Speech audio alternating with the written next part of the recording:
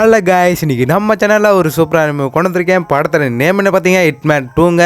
படம் சும்மா வேலை இருக்குது. மறக்காம இந்த படத்தை ட்ரை பண்ணி பாருங்க. கொரியன் டப்பிங்கில் இருக்க மாக்கே இந்த படத்தில் இயக்கமாக வச்சுங்க. மற்றபடி படம் சூப்பராக இருக்குது. தமிழ் டப்பிங் கிடச்சது கொஞ்சம் பெரிய விஷயம் தான் கைஸ். படத்தோட குட்டி ஸ்டோரி என்ன பார்த்தீங்கன்னா, நம்ம ஹீரோ வந்து ஒரு ஆர்டிஸ்ட் அப்படின்னு ஒரு ஓவியம் அந்த படம்லாம் வரைகிற மாதிரி அங்கே வந்து ஃபேமஸ் ஆகுது. ஒரு கம்பெனிக்கு அந்த நியூஸ் போகுது.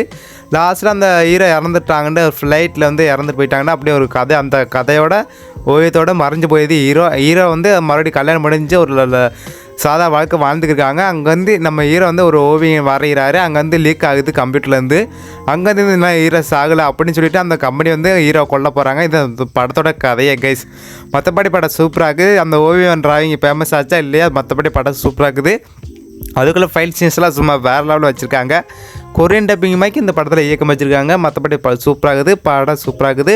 ஃபேமிலியோட இந்த படத்தை பார்க்கலாம். அந்த ஒரு ஹிட்மேன் அவரோட கதை வரலாறு ஃபேமஸ் ஆச்சா இல்லையா, அந்த ஊர் மக்களுக்கு சண்டை வந்து எப்படி இப்படி ஒரு சந்தோஷத்தை கொடுக்க போகிறாரு நம்ம ஹீரோ, அதை மற்றபடி சூப்பராகுது. அந்த ஓவியம் வந்து ஒரு ஃபேமஸ் ஆச்சா இல்லையா, அது அந்த படத்தோட கதையை கைஸ்.